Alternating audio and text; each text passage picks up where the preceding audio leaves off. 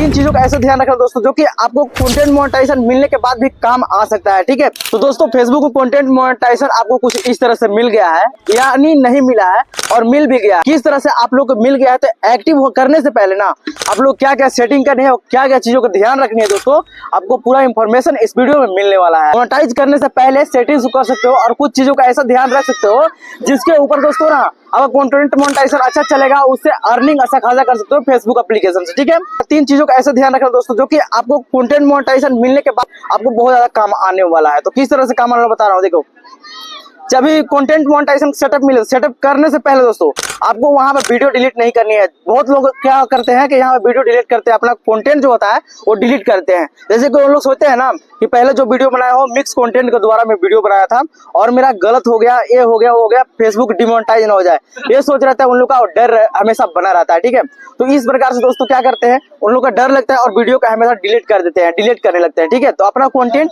यहाँ पे डिलीट कर देते हैं। यहाँ पे अब कंटेंट डिलीट नहीं करना है। अब दोस्तों दूसरा सेटिंग क्या मतलब गलती करते हो आप लोग। ठीक है, दूसरा गलती ये करते हो दोस्तों कि आप लोग रियूज वीडियो अपलोड करते हो। ठीक है, तो रियूज वीडियो किस तरह से अपलोड करते हो, क्योंकि दोस्तों मतलब किसी का वीडियो अपलोड किया हुआ दोबारा अपलोड किया, उसको नहीं करना है। आप लोग दोबारा रिव्यूज वीडियो को अप्लाई नहीं करना है। इससे आपका क्या होगा दोस्तों कि फेसबुक बीटा जो होता है वो ऐसा सर्च इंजन में टैग लगा होता है दोस्तों कि आपको वीडियो को देख लेगा और उसके बाद है ना वो वीडियो को छोड़ो, आपका चैनल मोनेटाइज होगा ना उसको डिमोनेटाइज कर देगा, सस्पेंड कर देगा। ठीक है, और इसमें आ सकता है आपको प्रोफाइल इशू का प्रॉब्लम आ सकता है दोस्तों।